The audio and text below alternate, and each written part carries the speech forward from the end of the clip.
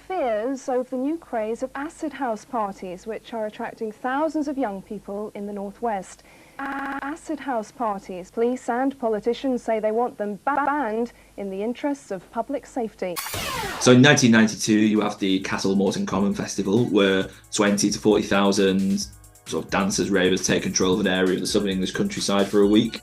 13 members of the Spiral Tribe Collective are arrested. Their trial becomes one of the longest running and most expensive cases in British legal history, lasting 4 months and costing the UK taxpayer 4 million.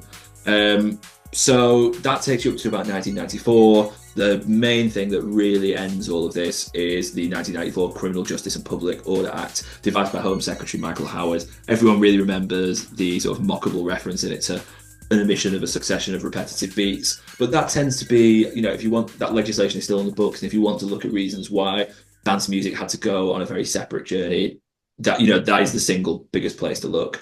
I guess it's also worth mentioning at this point that there were other enemies in Thatcher's Britain, and some of that is travelling communities, particularly New Age travellers who formed in the late 1980s, or come to wider prominence in the late 1980s. Thatcher had already said, in her words, she'll be only too delighted to do anything we can to make life difficult for such things as hippie convoys. And the Criminal Justice Act in 1994 really is able to tie all these things together. The way that legislation is able to, like a lot of anti-civil rights legislation, it can be used as quite a broad instrument and to affect not just dancers, but all sorts of, different people.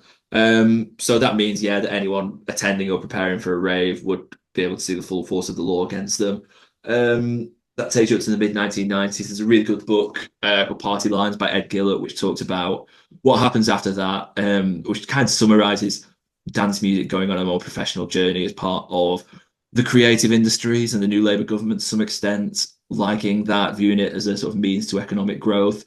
But really, it's the way that the parties are policed and the failure, and the way the parties are policed that leads to the failure of it. It just it isn't really able to recover from such wide-ranging legislation as that. And you'll kind of, there's parallels if you look in the 2000s with Form 696 with grime. A lot of these movements, both the music and the professionals behind them, just waste years of their life tangled up in these kind of nonsense, really punitive legal disputes.